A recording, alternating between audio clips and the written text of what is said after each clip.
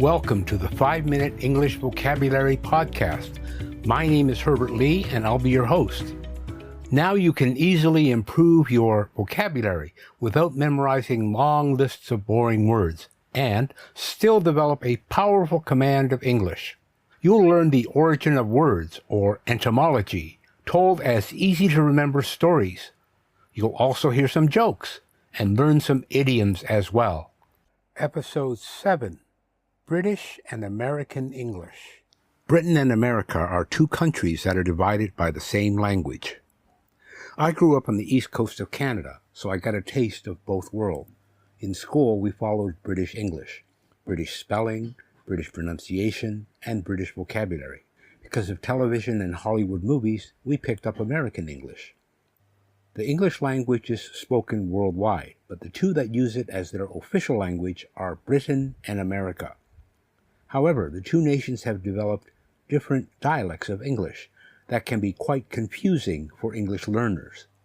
Ever since the colonies split from England, the two nations have been divided by a common language. Americans speak American English, while Brits speak either British or American English. The two languages share many similar terms, but they also have their own quirks. One of the major reasons for these differences is because of dictionaries. The American and British dictionaries are very different because they were compiled by two very different authors with very different perspectives on language. The UK's dictionary was compiled by scholars from London, not Oxford for some reason, who wanted to just collect all known English words, while the American one was made by someone named Noah Webster. Webster wanted American spelling to be simpler and different from UK spelling as a way of showing America showing its independence from the former British rule. He dropped the letter U from words like color and honor, which had developed from the French influence in England, to make them C-O-L-O-R and H-O-N-O-R instead. He did the same thing to words ending in I-S-E, to make them I-Z-E, because he thought American spelling should reflect the way it was said. It was also Webster who made the letter Z to be pronounced as Z. In England, the letter Z is Z. Sometimes these differences can be frustrating. When I arrived in Hong Kong in 1983, it was still a British colony. I wanted to take a ride on the subway. I saw a blue and white sign that said Subway. I went down the staircase and wandered everywhere, but there was no subway. Then I asked someone where the subway station was. He scratched his head and said, "You mean MTR?" I said, "Yes. MTR in Hong Kong is the Mass Transit Railway, the name for the subway system." I found out later that a subway in British English means an underground pedestrian walkway. So differences in British and American English can cause problems. For English learners, it can cause challenges. However, it's important not to dwell on the differences and focus on trying to understand what is being said. It's really counterproductive to spend too much time on trying to figure out if it's British or American English.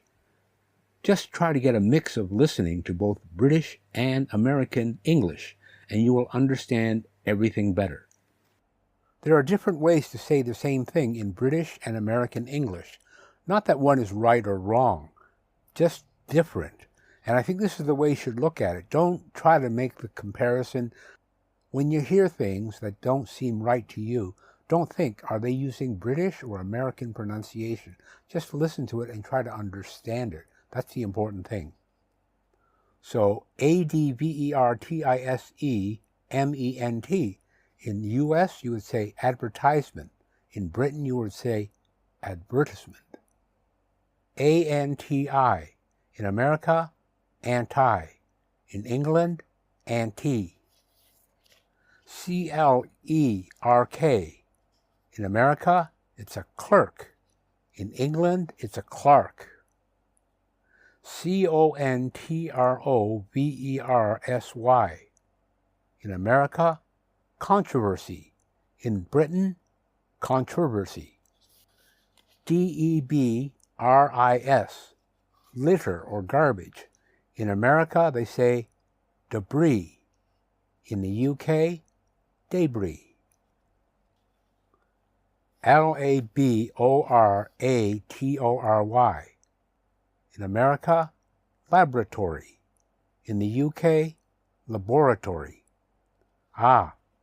Similar one is lavatory. In America, lavatory. In Britain, lavatory. But you're more likely to say washroom or bathroom in America. niche. In the US, they say niche. In Britain, it's niche. perfume. In America, perfume. In England, perfume. privacy. In the US, privacy. In the UK, privacy. Here's a good one. saucepan. In America, it's a saucepan. In Britain, it's a saucepan. My favorite. schedule. In America, schedule. In Britain, schedule. And of course, you all know tomato. In America, it's a tomato. In the UK, it's a tomato. vase. In America, it's a vase. In Britain, it's a vase. vitamin. In America, vitamin. In Britain, it's a vitamin.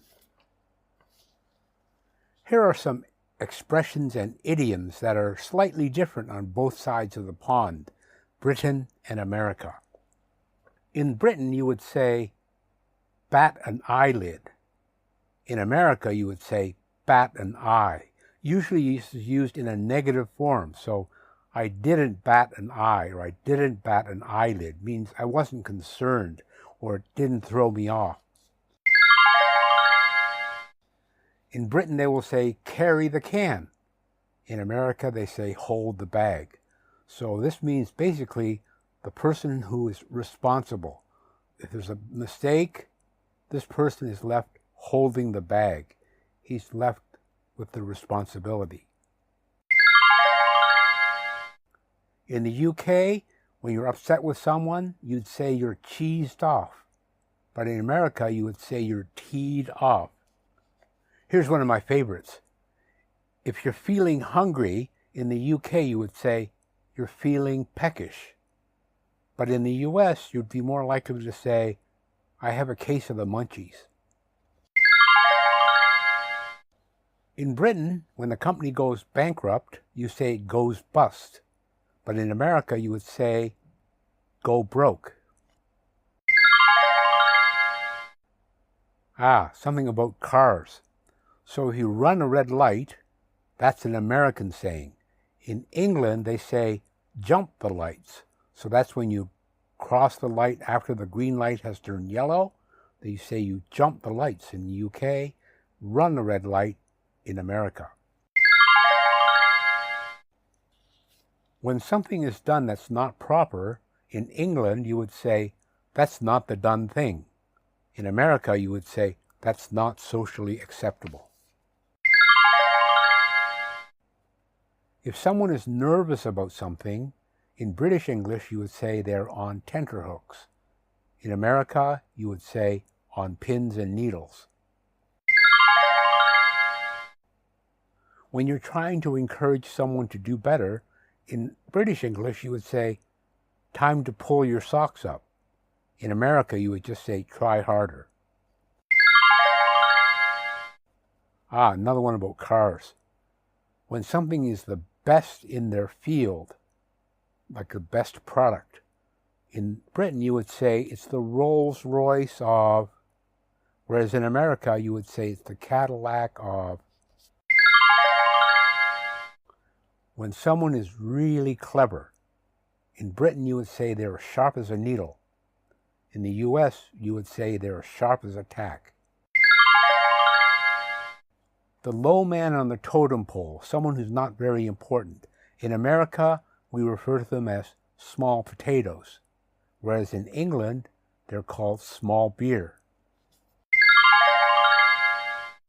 When someone is really, really skinny, in the UK, you're likely to say they're thin as a rake. In America, you would say they're skinny as a rail. When something happens for the third time and it's a sign that you're lucky, in the UK, you would say third time lucky. In America, you would say 3 times a charm. Another car one. So when someone messes up your plan, in the UK, you would say they threw a spanner in the works. In the US, you'd more likely to say they threw a monkey wrench in the works. Okay, so again, I'm joined by my daughter Liesel, and we're going to give you some jokes about the English language. Top of the day to you, mate. So let's start with some English jokes. The past, the present, and the future walked into a bar. Ooh, it was tense. I'll never date another apostrophe. The last one was way too possessive. I will always be disappointed why a group of squids is not called a squad. A comma and a period are driving together. The comma says, let's slow down right here. And the period says, we better just stop. What's the difference between a cat and a comma? A cat has claws at the ends of its paws, and a comma is a pause at the end of a clause. Okay, how about some American English jokes? What's the difference between America and yogurt? Well, leaving yogurt alone for 300 years makes it grow a culture. What do you call someone who speaks many languages? Multilingual. What do you call someone who speaks 2 languages? Bilingual. And what do you call someone who speaks 1 language? An American. So what do you call intelligent people in America? Tourists. Oh, now let's get on to some British English jokes. Can you explain why no one in the royal family goes to Starbucks? Royal tea does not appear on their menu. What is the reason that England doesn't have a kidney bank? Well, they already have a Liverpool. They say us British people like to join queues. We do not, and I will be the first in line to tell you that. What's the main difference between watts and ohms? Watts measure energy, while ohms are the places that Brits reside in. Well, there you have it. That's our episode on British and American English. Just one final point, remember, don't look so much at the differences of British and American English. It's not a big deal. English language, like every language, is made to communicate. Language is a tool for unity, to bring people together. That's how you should look at British and American English. Next week, we're going to be talking about quarantine and COVID. So until then, this is Herbert Lee saying bye for now.